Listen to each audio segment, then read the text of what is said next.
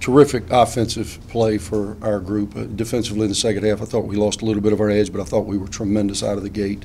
Multiple contributions. We were talking down the hall. Quan's one rebound away from a double-double. KJ has one, and Jelly has one as it relates to assists. And I would dare to say, there's probably only one man in the country that knows it, and that's Steve Rutherford, but I would dare to say if we would have 3 double-doubles by UAB in the single game, that's probably never happened. But major contributions from a number of different guys. Good to get back at home, 15-0 in Bartow in a pretty dominant fashion.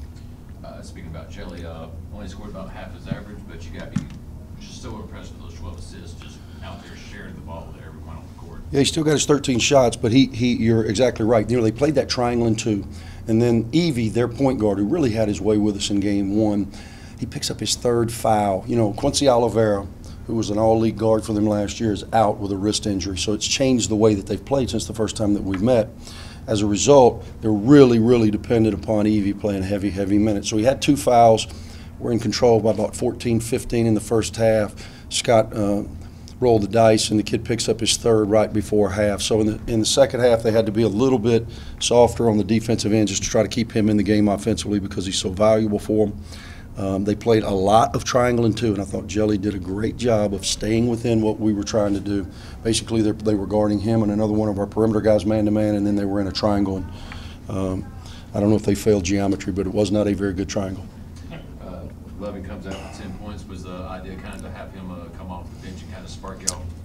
I'm trying to get he and Mike some life, and I was anticipating zone and maybe a box in 1 or a triangle in 2. Obviously, Mike is a bigger threat from the perimeter, so I thought initially, just based on our opponent, it would help us. And also just wanted, sometimes as a coach, you just want to change the perspective of guys that have not been in their best rhythm.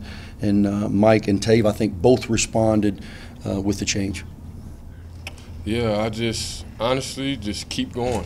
Every possession. That's what my coach Parker. That's what he tried to teach. Like, get in my head, keep going. Every play, just keep going.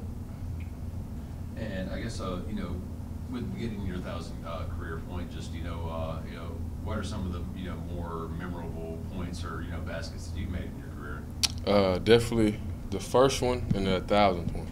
So yeah, those are 2 big milestones for me. And I guess just talk about how y'all were able to come in tonight and just kind of really establish that dominance inside. Obviously, you were able to out rebound them by a good deal, as well as just outscore them in the paint. So just talk a little bit about that dominance on the inside y'all were able to get tonight. We already lost to them once, so we wanted to come in the game as the hardest playing, the most energetic, and the most connected team. So I feel like we somewhat did that.